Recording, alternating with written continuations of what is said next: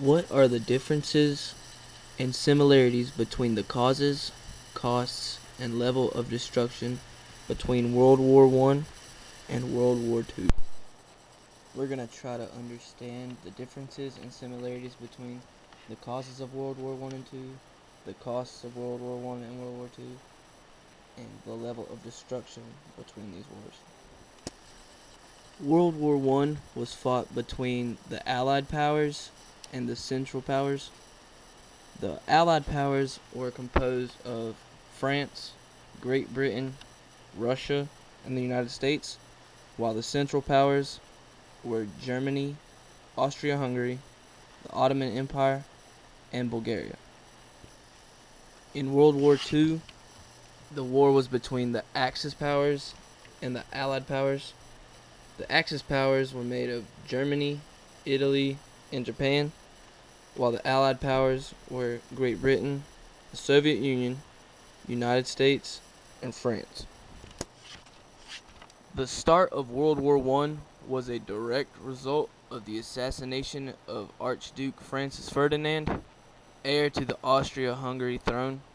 On June 28, 1914, he was assassinated in his vehicle.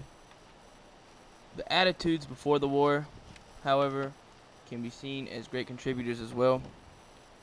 Europe had been in the process of rising tension long before the assassination. Great Britain and Germany had been in the process of enlarging their military forces long before.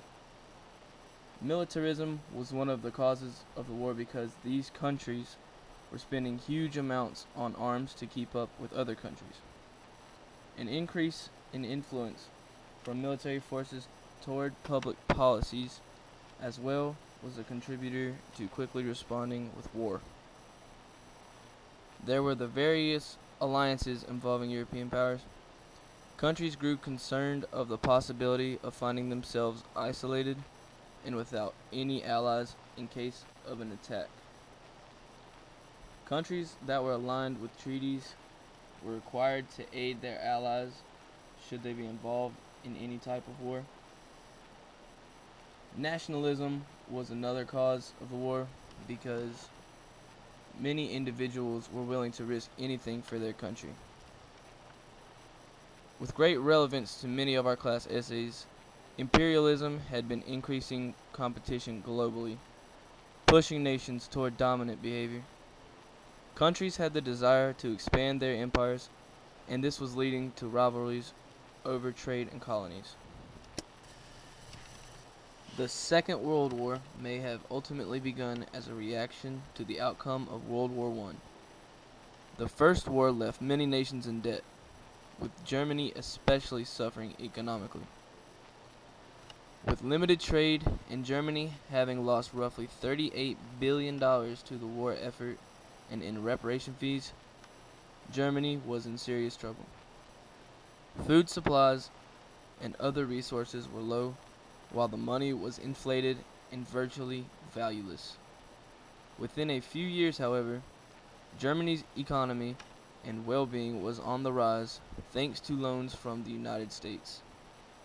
Unemployment was reduced, and the country began to improve greatly until the sudden collapse of the American economy in late 1929.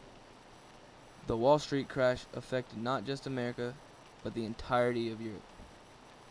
The rise of totalitarianism was another cause of World War II. This was seen through the rise of Hitler and the Nazi Party, as well as fascism and Japanese dictatorship.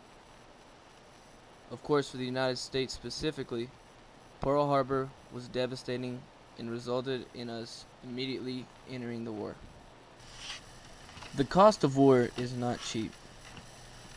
Financially, the First World War was tremendously expensive. The Allied powers spent an estimated $125,690,477,000, while the Central powers spent roughly $60,643,160. But keep in mind that there were many more countries on the winning side, the Allied powers. than the Central Powers. In World War II, according to the Congressional Research Service with the Federation of American Scientists, World War II cost an estimated $296 billion for the United States alone. This number is projected to be closer to $4,104 billion if we adjust for the currency today. This enormous cost was over the span of only a mere 4 years, 1917 to 1921. There is no such thing as a war without destruction. Both world wars were incredibly destructive. While the numbers are only educated estimates and not necessarily exact because of all the destruction, there was supposedly 5,142,631 people killed among the Allied powers, with 12,800,706 wounded, 4,121,090 prisoners and missing people, and the total casualties of all the area measured at about 22 million. This is nearly 50% of the total mobilized forces.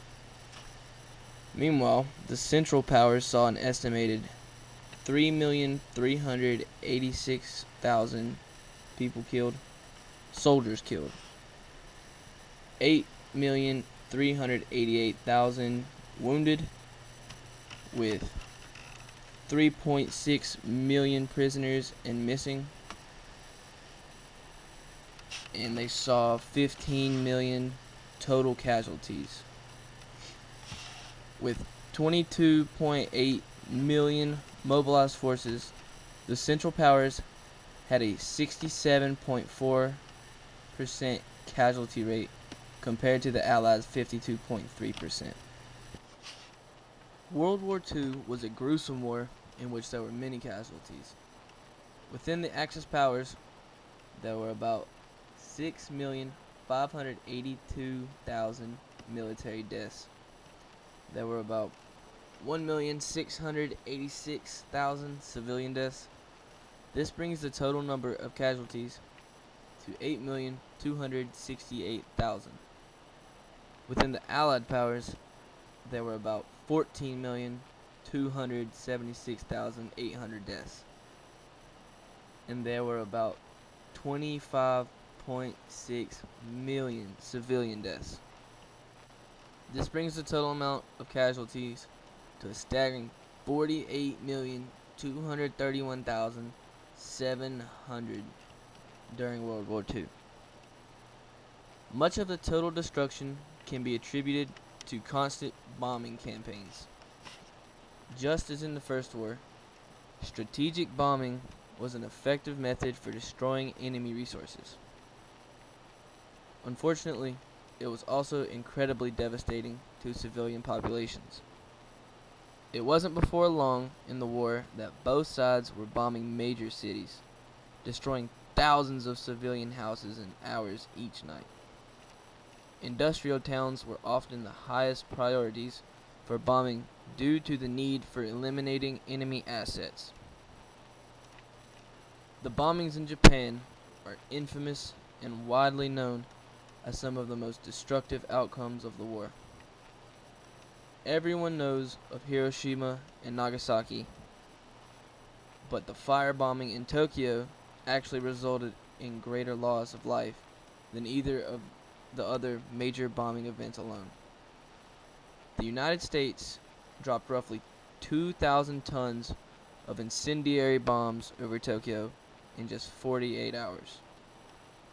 An estimated 80,000 to 130,000 civilians were killed in these bombings. This shows what the true cost of war is.